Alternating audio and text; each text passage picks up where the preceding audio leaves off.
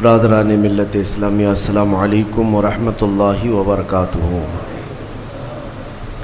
الحمدللہ الحنان المنان الذي خلق الانسان وعلمه البيان، والصلاة والسلام على رسوله سید الانس والجان وعلى آلہ واصحابہ ذوی الخیر والاحسان، اما بعد فاعوذ باللہ من الشیطان الرجیم، بسم اللہ الرحمن الرحیم۔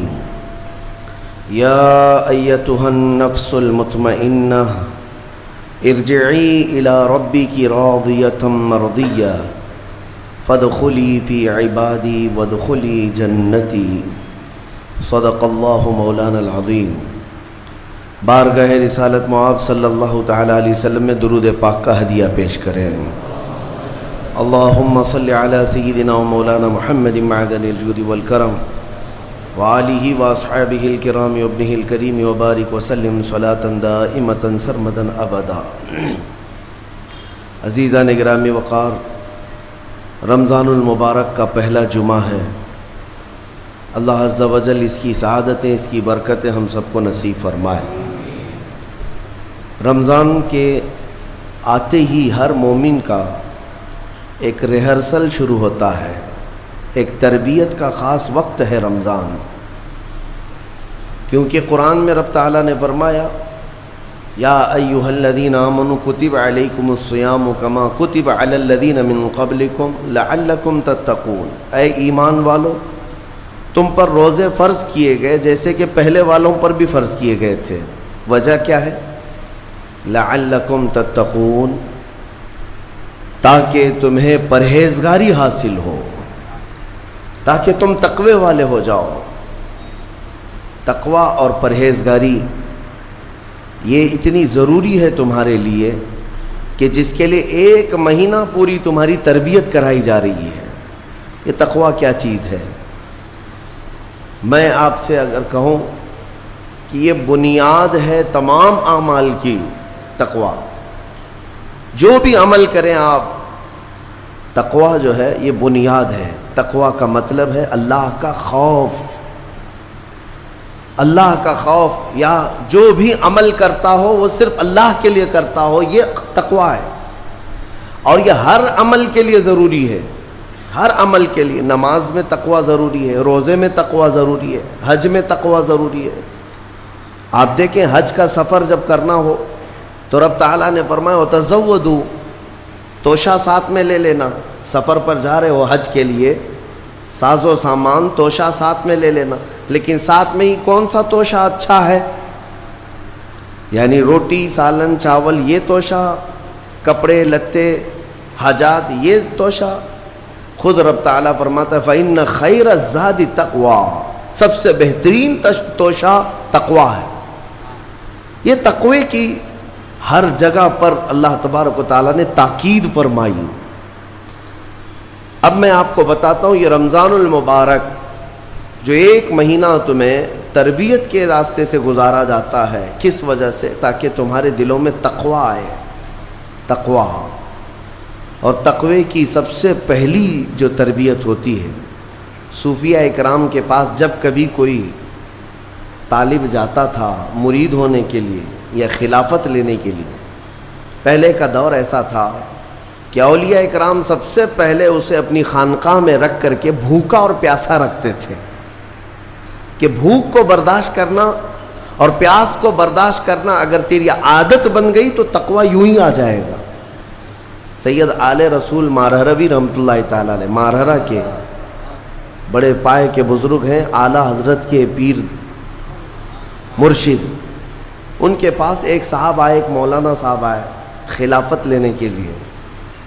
شام کے وقت تو پہنچے، سیدھے آتے ہی کہا کہ حضور آپ اپنی خلافت وغیرہ مجھے دے دیجئے۔ تو اس وقت ایسے بالکل بٹ نہیں رہی ہوتی تھی۔ آپ نے کہا آپ آج تو آئے ہیں، مہمان ہیں ہمارے ہاں، رک جائیے خانقاہ میں، کل کو بات کریں گے، رات ہو چکی۔ اور حضرت نے اپنے خادم سے کہا مولانا کی اچھی خاطر تواضع کرو۔ رات کو ان کو ایک کمرے میں رکایا گیا اور ان کو خوب مچھلی کھلائی گئی۔ حضرت کا حکم تھا کہ انہیں مچھلی پیٹ بھر کر کے کھلائیں لیکن پانی مت دینا. اور ایک خاص قسم کی وہاں پر مچھلی ملتی ہے اتر پردیش میں، وہ مچھلی کھلائی گئی. جب پیٹ بھر کر کے مولانا صاحب نے مچھلی کھائی تو خادم صاحب نے باہر سے دروازہ بند کر لیا، کمرے میں انہیں اندر چھوڑ کر باہر چلے گئے. وہ اندر سے پکارتے رہے پانی تو دے دیجئے، کھانا کھا لیا پانی تو دے دیجئے. کوئی سننے والا ہی نہیں تھا. وہ پانی کرتے کرتے کرتے اندر سے چیختے رہے، چلاتے رہے، اور پھر جو ہے ان کی آنکھیں بڑی ہو گئی تھیں پیاس کی شدت کی وجہ سے. ظاہر سی بات ہے مچھلی کے بعد بہت تیز پیاس لگتی ہے، کیونکہ مچھلی باہر بھی پانی میں رہتی ہے، اندر بھی اسے پانی کی ضرورت ہوتی ہے.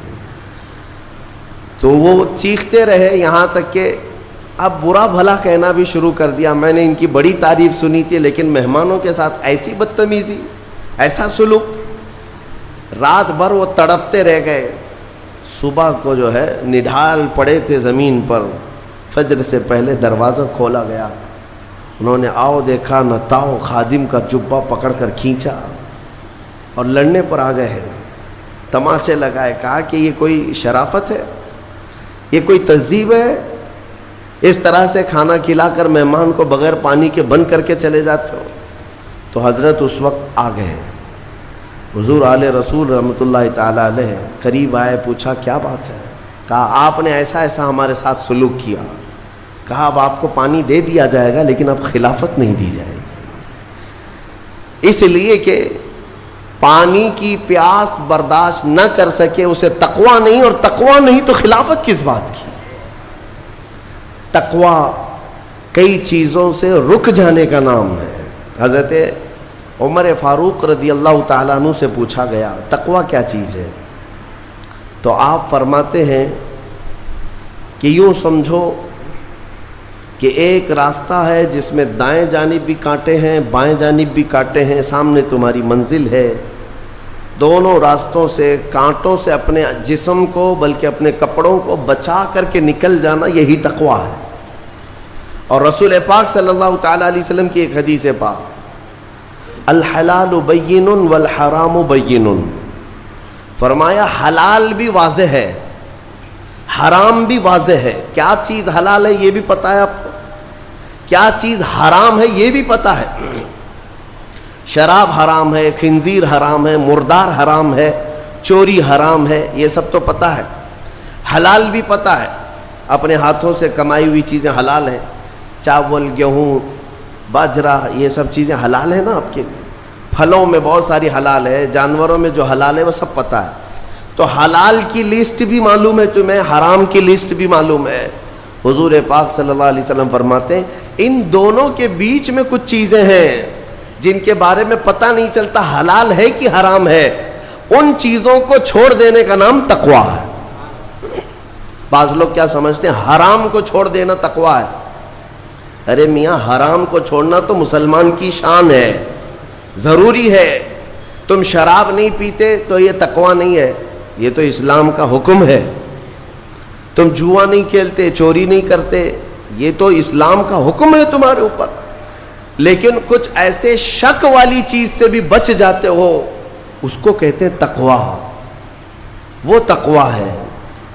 تقوی کی بہت ساری مثالیں ہیں، لیکن میں آپ کے سامنے ابھی رمضان کے متعلق عرض کرنے جا رہا ہوں کہ جیسے گزشتہ میں نے ایک تفسیر میں بھی عرض کیا، بعض لوگوں کو ایسا لگتا ہے کہ رمضان میں لوڈ شیڈنگ ہوتی ہوگی، کچھ خزانہ خدا میں بچت کے لیے لوگوں کو بھوکا اور پیاسا رکھا جاتا ہے، کچھ رزق بچا لیا جائے.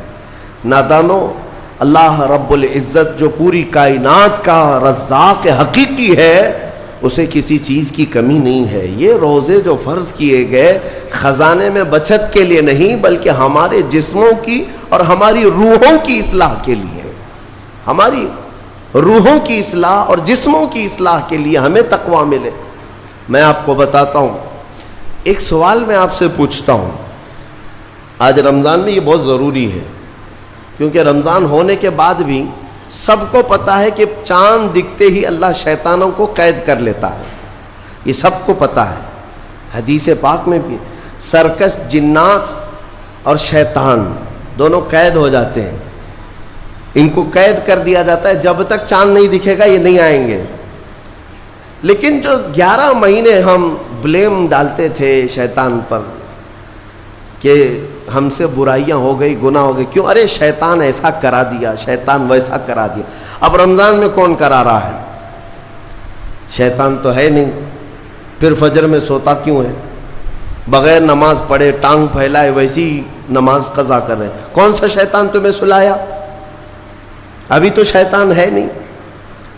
ابھی بھی بہت سارے لوگ چوری کا کھانا نہیں چھوڑتے، بہت سارے لوگ جھوٹ، دغا، غیبت یہ رمضان میں بھی نہیں چھوڑتے ہیں۔ تو یہ ان کو کون سا شیطان کروا رہا ہے؟ کون سا شیطان یہ برائیاں کرواتا ہے؟ اس کے جواب کے لیے ایک چیز سمجھنا ضروری ہے۔ یہ بات تو مشہور ہے کہ ساری برائیاں شیطان کرواتا ہے، ابلیس کرواتا ہے نا؟ لیکن آپ کو وہ واقعہ معلوم ہے جب آدم علیہ السلام کو اللہ تعالیٰ نے پیدا کیا اور سارے فرشتوں سے کہا کہ سجدہ کرو، کل ہی کی تفسیر میں نے عرض کیا، اس میں ابلیس بھی تھا۔ ابلیس بھی اس وقت بہکا ہوا نہیں تھا، گمراہ نہیں تھا، وہ اچھا تھا۔ ابلیس تو بہت عبادت کرنے والا تھا اللہ تعالیٰ کی، تو اس نے اللہ کے حکم کو ٹال کر آدم کو سجدہ نہیں کیا، غرور میں کھڑا رہا، نافرمانی کیا۔ تو اب میں یہ سوال کرتا ہوں کہ ہر ایک کو گمراہ کرنے والا شیطان ہے، تو شیطان کو کس نے گمراہ کیا تھا؟ اس کو کس نے روکا سجدہ مت کرنا آدم کو؟ کوئی ہے بہکانے والا؟ ارے وہ تو پہلا ابلیس ہے، اس سے پہلے تو کوئی ابلیس تھا ہی نہیں، اس سے پہلے تو کوئی شیطان تھا ہی نہیں۔ شیطان کو کس نے روکا کہ تو بڑا ہے، تو بلند ذات والا ہے، آدم مٹی سے بنا ہے؟ یہ خیال کس نے ڈالا؟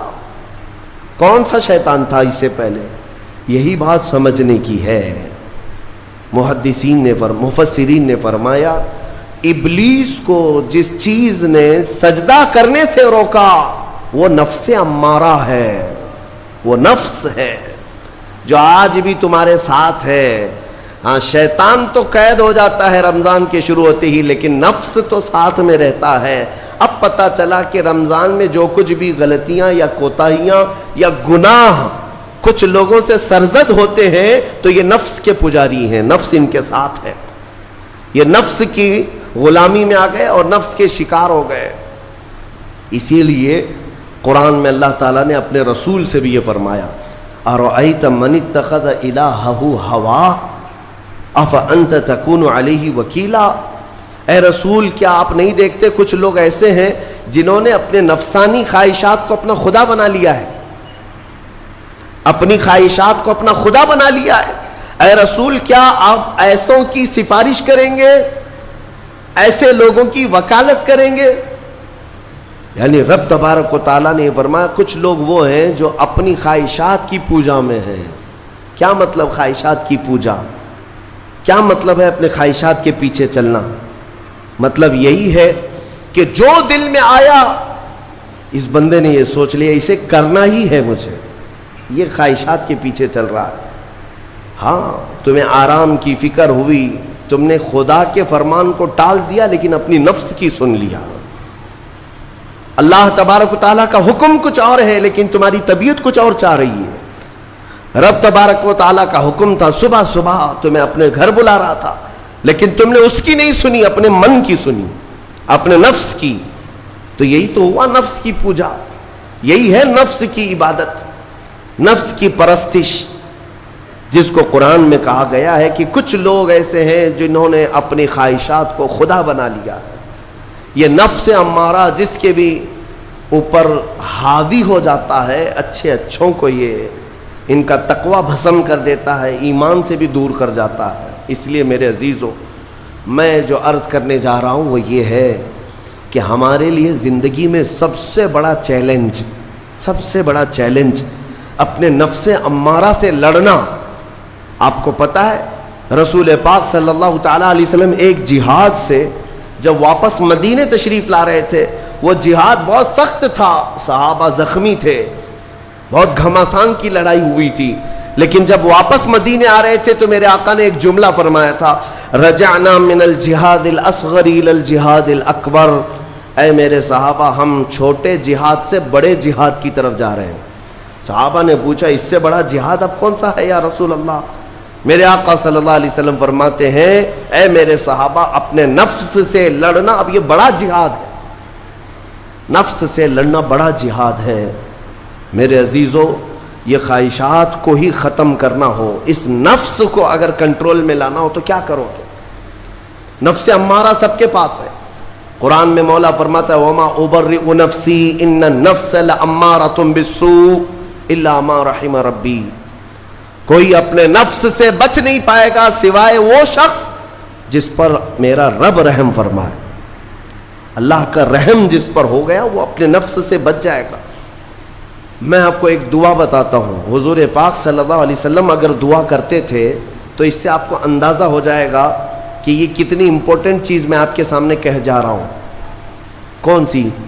حضور جب دعا کرتے تھے تو یوں کہتے تھے اللہ کی بارگاہ میں، اللہم لا تکلنی الی نفسی طرفۃ عین، اے اللہ تو مجھے میرے نفس کے حوالے ایک منٹ کے لیے بھی مت دینا، تو اپنی حفاظت میں رکھ۔ حضور جب یہ دعا کرتے تھے کہ مجھے میرے نفس کے حوالے ایک منٹ کے لیے، طرفۃ عین کہتے ہیں پلک جھپکنے کے برابر، اتنے ٹائم کے لیے بھی اے اللہ تو مجھے میرے نفس کے حوالے مت کرنا، تو اپنی حفاظت میں رکھ۔ سید الانبیاء جب یہ دعا کرتے ہیں تو اندازہ کرو اے مومنو، نفس کی تباہ کاریاں کیا کیا ہیں، یہ کتنوں کو ہلاک کر دیتا ہے، کتنوں کا عمل ضائع کرتا ہے، کتنوں کا ایمان ختم کرتا ہے۔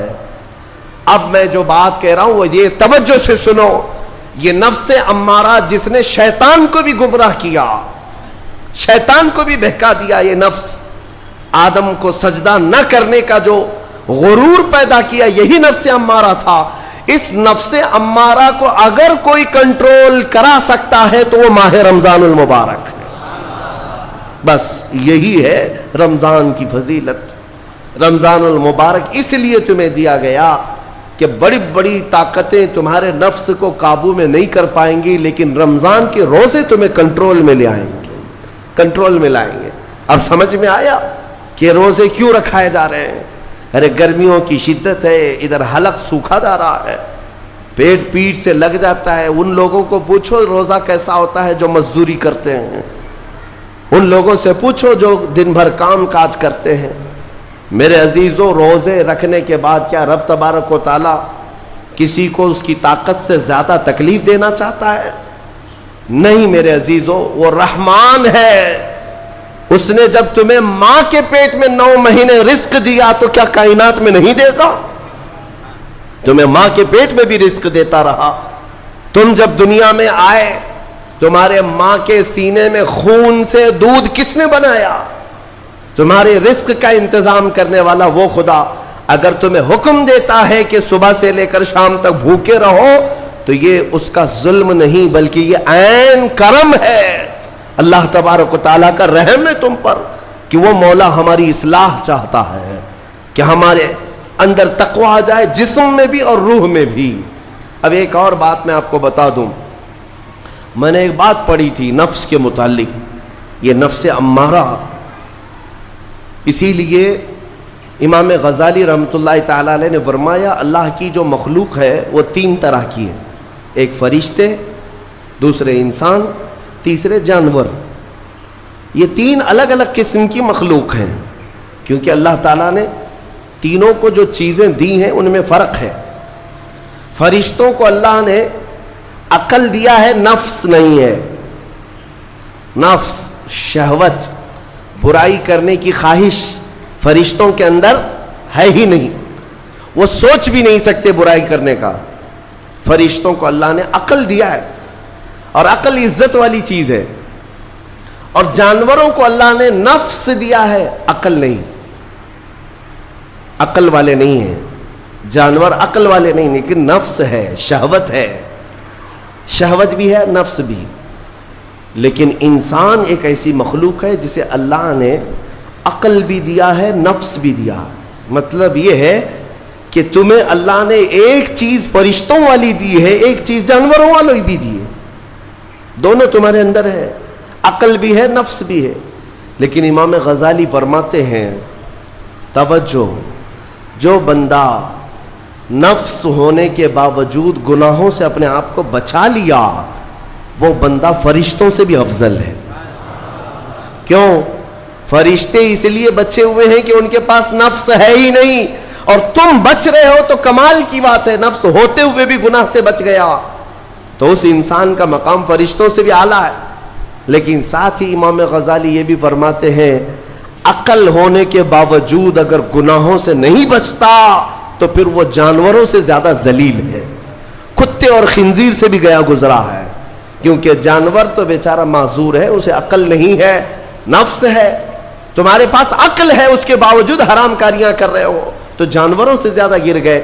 فیصلہ تمہارے ہاتھ میں ہے کہ تم کون سی زندگی گزارنا چاہتے ہو, کون سی, کہ تم نفس کے پجاری بن جاؤ یا عقل کا صحیح استعمال کر کے فرشتوں والی صفات پر عمل کرو. عزیزان گرامی وقار, نفس اور عقل یہ جو دو چیزیں ہیں ان کو میں آپ کے سامنے تھوڑا سا کھول کر کے عرض کرتا ہوں. عقل جو ہے عزت والی چیز ہے, جسے بھی دی گئی ہے وہ عزت والا ہے. کیوں عزت والی ہے یہ عقل؟ پوری دنیا میں عقل کا ہی تو کمال ہے. جس کے پاس عقل ہے وہ بادشاہ ہے, جس کے پاس عقل ہے وہ لوگوں کو ہانکتا ہے, پوری دنیا کو ادھر سے ادھر کر سکتا ہے. عقل اور نفس جو ہے, نفس برائیوں کی طرف بلانے والا, عیاشی کی دعوت دینے والا, موج مستی کرانے والا اور اپنے آپ کو تباہ کروانے والا. اچھے بھلے نوجوان 25 سال کی کڑیل جوانی ہے, کون ہے جو انہیں نشے کے اڈے پر لے جاتا ہے؟ کون ہے جو ان کو تباہ و برباد کرتا ہے؟ نوجوان کو اچھی طرح سے معلوم ہے کہ میں کوکین, افیون, ہیروئن لوں گا تو میرے جسم کے ساتھ کیا ہوگا, اسے معلوم ہے. لیکن اس کے باوجود عیاشی کروانا یہ نفس کی عادت ہے. کسی کے اوپر نفس غالب آتا ہے, کسی کے اوپر عقل غالب آتی ہے. عقل جس کے اوپر غالب آ گئی وہ اچھا آدمی ہے, نفس جس کے اوپر غالب آ گیا وہ شیطان کا پجاری ہو گیا, نفس کی سننے والا. اب یہ دونوں جو چیزیں ہیں میں بتاتا ہوں آپ کو. روایت میں ملتا ہے کہ جب اللہ نے عقل کو بھی پیدا کیا اور نفس کو بھی پیدا کیا تو اپنے سامنے حاضر کیا, عقل سے پوچھا کہ اے عقل بتا میں کون ہوں اور تو کون ہے؟ عقل نے کہا یا ربی انا عبدک وانت ربی, اے اللہ میں تیرا بندہ ہوں اور تو میرا رب ہے. عقل نے کیا کہا؟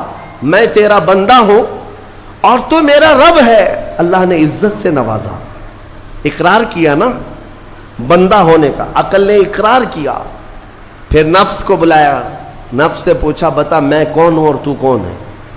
نفس نے کہا انت انت انا انا, تو ہے میں ہوں. یہ غرور تھا نفس کے اندر, یہ گھمنڈ تھا نفس کے اندر کہ میں ہوں. نفس جس کے اندر غالب آتا ہے وہ آج بھی یہی کرتا ہے, میں ہوں, کسی کے سامنے کیا جھکنا ہے. تو حکم ہوا کہ اس نفس کو 100 سال جلایا جائے. 100 سال جلایا گیا, اس کو عذاب دیا گیا نفس کو. 100 سال بھگتنے کے بعد, آگ کی تپش بھگتنے کے بعد اسے پھر لایا گیا نفس کو. اللہ تعالیٰ نے پوچھا اے نفس بتا میں کون ہوں اور تو کون ہے؟ نفس نے کہا انت انت انا انا, تو ہے میں ہوں. غرور نہیں ٹوٹا, گھمنڈ نہیں ٹوٹا. حکم ہوا اللہ کی طرف سے فرشتوں کو, اس نفس کو اب 100 سال تک بھوکا اور پیاسا رکھا جائے, کوئی چیز نہ دی جائے. اسے سخت سزا دی گئی. بھوک اور پیاس کی نفس کو کوئی چیز نہیں دی گئی. 100 سال کے بعد پھر اس کو حاضر کیا گیا, پوچھا گیا بتا کون ہوں میں؟ نفس نے کہا اے اللہ تو میرا خدا ہے, میں تیرا بندہ ہوں. فرمایا بزرگوں نے کہ نفس کو اگر کوئی جھکا سکتا ہے تو وہ بھوک ہے, اسی لیے مولا نے رمضان کے روزے تم پر فرض فرمایا. نفس کو جھکا سکتے ہو, نفس کو کنٹرول میں لا سکتے ہو تو بھوک کے ذریعے سے. ہاں یہ بھوک اور پیاس یوں ہی نہیں دی گئی ہے. دنیا اگر سمجھتی ہو کہ مسلمانوں کو یہ بھوکا اور پیاسا رکھوایا جا رہا ہے تو انہیں کیا خبر ہے کہ روح کسے کہتے ہیں, نفس کسے کہتے ہیں. جو آلریڈی غلاظت میں پڑے ہوئے انہیں کیا سمجھ ہے. لیکن الحمدللہ ہمارا تصور ہے آخرت کا, ہمارے ہاں تصور ہے جنت کا, ہمارے ہاں تصور ہے جہنم کا, اللہ کی بارگاہ میں حساب کا. اس لیے ضروری یہ بن پڑتا ہے کہ ہم اپنی دنیا میں ہی اصلاح کریں. میرے عزیزوں, اس نفس کی جو تباہ کاریاں ہیں اس سے بچنا ہر نوجوان کے لیے آج ضروری ہے. تم روزوں کو ہلکے میں مت لو. اس سے پہلے بھی میں کہا کرتا تھا, آج پھر سے میں ریپیٹ آپ کے سامنے کہتا ہوں, مسلمان کے لیے روزے جو فرض کیے گئے آپشنلی نہیں ہے میرے عزیز. یہ آپشنلی نہیں ہے, اختیاری نہیں ہے. جسے چاہے وہ رکھے, جسے چاہے وہ چھوڑے. ہاں ہمارے یہاں معاشرہ ایسے ہی ہے نا. ہاں صبح اٹھ کر کے لوگ پوچھتے رہتے ہیں روزہ ہے, روزہ ہے. کیوں پوچھ رہے ہو روزہ ہے؟ مسلمان ہے تو روزہ فرض ہے, روزہ فرض ہے. اگر میں آپ کو پوچھوں اچھا لگے گا؟ انسان ہو اچھا لگے گا, سامنے دکھ تو رہا ہے انسان ہے, پھر کیا پوچھنا ہے. مسلمان کے لیے روزہ ایسا ضروری ہے جیسے اس کے لیے انسان ہونا ضروری ہے. وہ روزے چھوڑتا کیوں؟ ہاں چند ہی چیزیں ہیں جہاں تخفیف دی گئی ہے شریعت میں. وہ سفر ہے یا مرض ہے, ایسا مرض کہ جس سے وہ نہیں برداشت کر پاتا, اس میں اللہ تعالیٰ نے اسے چھوٹ دی ہے, رخصت دی ہے. یا حاملہ عورت ہے, یا دودھ پلانے والی عورت ہے, یا پھر اب بہت سارے لوگ ایسے ہیں جو ہٹے کٹے ہیں, تندرست ہیں, توانا ہیں, روزے چھوڑے ہوئے ہیں. میرے عزیز, سب ہونے کے بعد اگر روزہ چھوڑنے کی کسی کو رخصت ہے نا, تو صرف ان عورتوں کو جن کی ماہواری آتی ہے مہینے میں یا بچے کے بعد, حیض و نفاس والی عورتوں کے لیے روزہ نہیں ہے. تو میں ان لوگوں سے پوچھتا ہوں, کیا تمہاری بھی ایسی کیفیت ہے جو تم روزہ چھوڑے گھوم رہے ہو؟ ناپاک ہو, ناپاکی آئی ہے؟ نہیں ہے تو پھر کیوں روزہ چھوڑتے ہو؟ ایک روزے کو چھوڑنے کی سزا حدیث میں بتائی گئی 900 سال دوزخ میں رکھا جائے گا. 900 سال. اب کیلکولیٹ کرو, اگر تمہاری زندگی کے روزے قضا ہیں تو کتنے 100 سال جائیں گے. اسی لیے میرے عزیزو, جب تک طاقت ہے روزے فی الحال کے رکھو ہی رکھو. اگر پیچھے کے چھوٹے ہیں تو اسے بھی پہلے کمپلیٹ کر لو, ورنہ قیامت کے دن کی سزائیں نہیں برداشت کر پاؤ گے, بھگت نہیں پاؤ گے. یہ ہم جو بار بار کہتے ہیں آپ کے روزہ رکھنے سے میرا کیا ہے, ہم تنبیہ صرف اس لیے کرتے ہیں کہ قیامت کے دن اللہ تعالیٰ کے عذاب میں گرفتار نہ ہو جاؤ, عذاب میں گرفتار نہ ہو جاؤ. اور ہمارے بزرگوں نے ہمیں تعلیم دی ہے کہ اللہ تعالیٰ جب 11 مہینے کھلاتا پلاتا ہے, اور وہی مولا 1 مہینہ اگر حکم دے, تو یہ کس قدر بندے کی ناانصافی ہے کہ اپنے مولا کے حکم کو پیٹ پیچھے ڈالتا ہے اور پھر کھاتا پیتا رہتا ہے. کیا اسے اپنے رحمان کی رضا کی اتنی بھی فکر نہیں ہے کہ یہ میرے مولا کی رضا ہے روزہ؟ اسی لیے تو اس مولا نے فرمایا روزہ میرے لیے ہے اور اس کی جزا کچھ نہیں, میں خود بندے کا ہو جاؤں گا. الصوم لی وانا اجزا بہ. اور ایک حدیث میں عجزی بھی پڑھا گیا, یعنی روزہ میرے لیے ہے اور میں ہی اس کی جزا ہوں, میں ہی اس کی جزا ہوں. مطلب یہ ہے کہ دوسرے اعمال کی جزا میں جنت ہے, محلات ہے, الگ الگ ثواب ہے, لیکن روزے کے متعلق مولا نے فرمایا میں خود ہی اس کی جزا ہوں. تجھ سے تجھی کو مانگ کر مانگ لی ساری کائنات, جس کا خدا ہو گیا اس کی ساری کائنات. میرے عزیزوں, اللہ تبارک و تعالیٰ اگر کسی بندے کا ہے تو پھر اس کے کیا کہنے. اچھا, ایک اور اس میں حکمت یہ ہے, روزہ جو رکھا جاتا ہے یہ بندے اور اللہ کے بیچ کا راز ہے, دوسرے کسی کو پتہ نہیں. میرا روزہ آپ کو نہیں معلوم, آپ کا روزہ مجھے نہیں معلوم. چہرہ دیکھ کر کے کچھ بھی کہا جا سکتا ہے. ہاں, چہرہ دیکھ کر کسی کا روزہ پتہ چلے گا. آپ کل سحری کر کے نیت کر کے روزے سے آئے ہیں, کسی کی پیشانی پہ تو لکھا نہیں ہے کہ یہ روزے دار ہے. آپ نے کہا ہم نے مان لیا, لیکن حقیقت کیا ہے یہ تم جانو گے, اللہ ہی جانے. بہت سارے تمہارے پاس موقع ایسے آتے ہیں جب ایک ایک گھونٹ نگل سکتے ہو.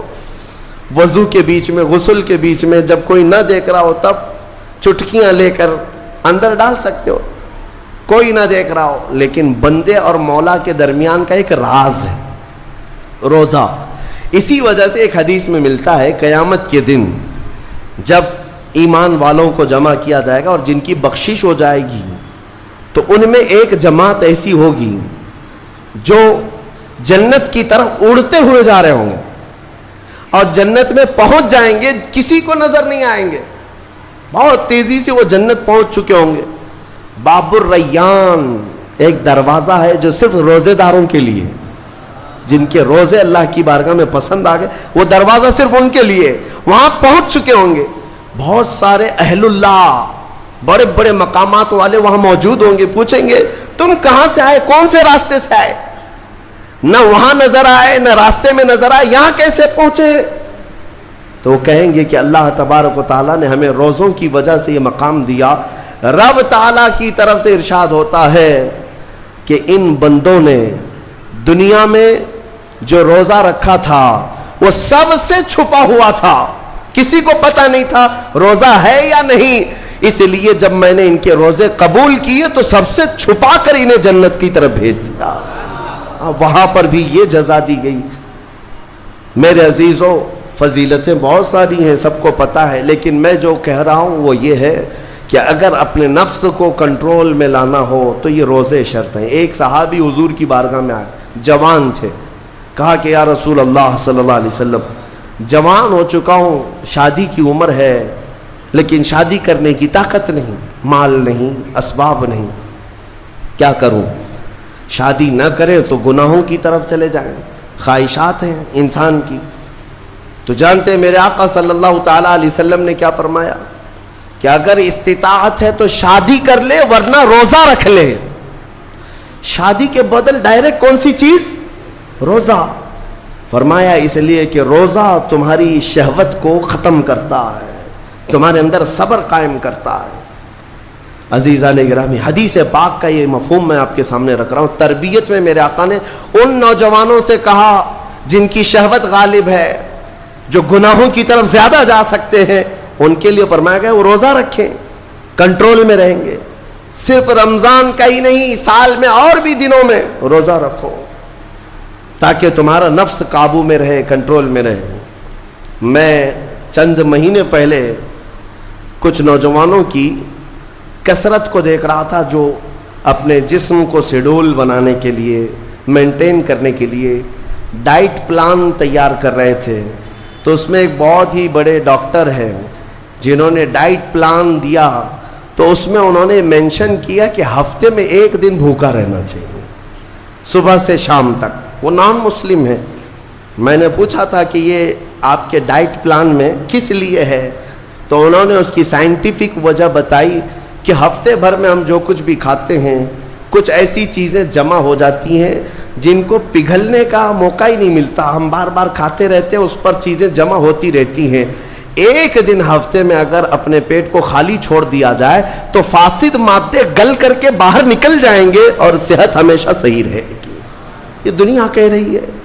میرا مولا بغیر حکمت کے کوئی چیز تم پر فرض نہیں فرماتا. جس نے ہمارے جسموں کو بنایا, جس نے ہماری روح کو بنایا, وہی زیادہ بہتر جانتا ہے کہ ہمارے حق میں کیا چیز اچھی ہے. اس لیے اے میرے عزیزوں, اب ان نفس کے خلاف جو باتیں میں نے عرض کی ہیں, نوجوانوں, آج تمہارے لیے نہیں پوری زندگی کا سب سے بڑا چیلنج ہے, سب سے بڑا چیلنج. جو اپنے نفس امارہ سے بچ گیا وہ صحیح سلامت دنیا سے چلا گیا, ورنہ موت کے وقت بستر پر روح نکلنے سے پہلے بھی نفس امارہ بہکاتا ہے. یہ شیطان کا قریبی دوست ہے. یہ دونوں کی سانٹھ گانٹھ ہے, نفس کی اور شیطان کی دوستی بہت گہری ہے, بہت گہری ہے. اسی لیے تو شیطان جاتا ہے تو نفس اس کا کام کرتا رہتا ہے. دونوں مل کر کے انسان کو تباہ و برباد کرتے ہیں. لیکن اس کے باوجود اگر آپ بچے ہیں تو یہ اللہ کا فضل ہے تم پر, اللہ کا فضل ہے. میں بنی اسرائیل کے ایک شخص کے متعلق پڑھا تھا, بڑا عبادت گزار شخص تھا. وہ اپنے صوما کہتے ہیں جس میں عبادت کرتے ہیں، بنی اسرائیل کا وہ عبادت گزار شخص قریب 80 سال تک عبادت کیا اور باہر نہیں نکلا.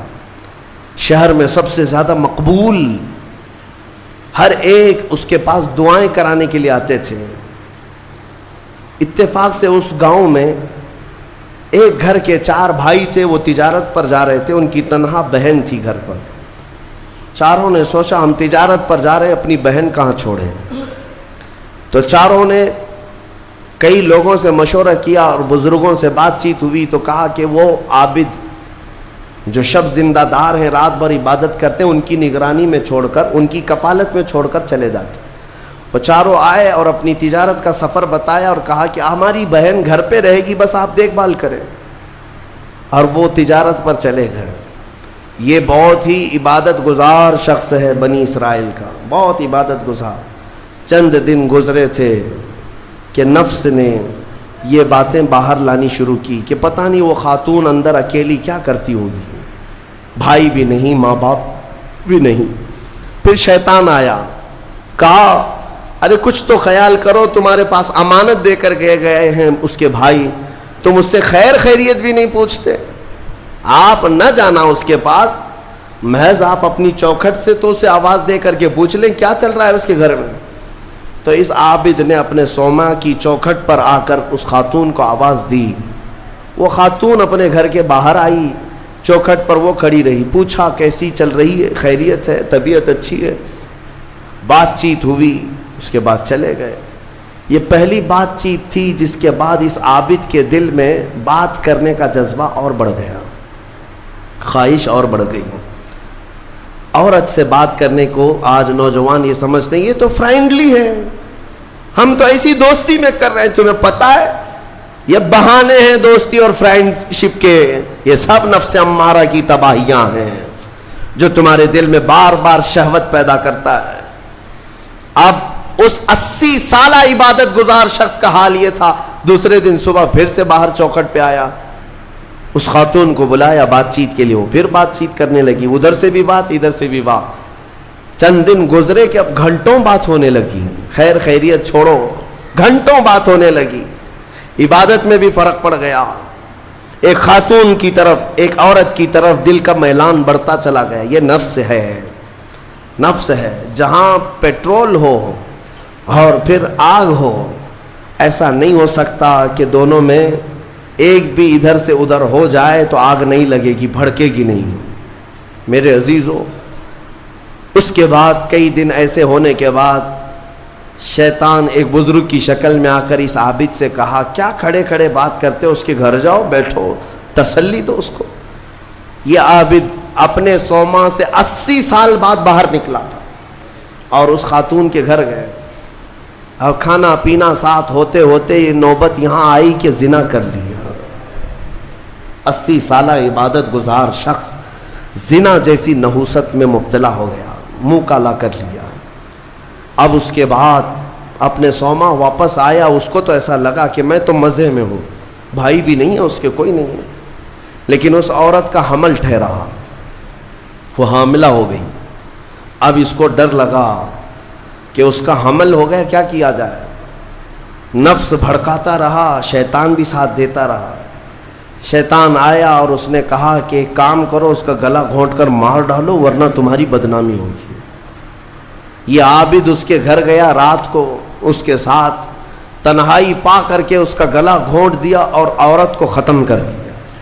قتل دوسرا گناہ. اور اس کے بعد اسی گھر میں گڑھا کھود کر کے دفن کیا. چوری کو چھپانا پھر سے گناہ. زمین کو صاف کر دیا. واپس اپنی عبادت گاہ میں آیا. جب وہ بھائی اس کی تجارت سے واپس آئے، پوچھا ہماری بہن کہاں ہے. تو یہ رونے دھونے لگا. کہا تمہاری بہن بڑی بیمار ہو گئی تھی، علاج کرایا، نہیں بچ سکی، انتقال ہو گیا، قبرستان میں میں نے دفن کروا دیا. اور جھوٹ موٹ ایک قبر کے پاس لے گیا اور کہا یہ تمہاری بہن کی قبر ہے. بھائی روتے رہے، اپنی تنہا اکلوتی بہن کو یاد کر کے واپس آئے.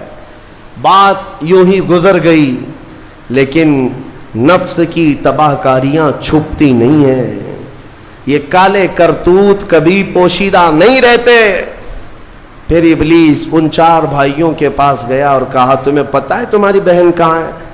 کہا وہ تو انتقال ہو گئی، اللہ کو پیاری ہو گئی۔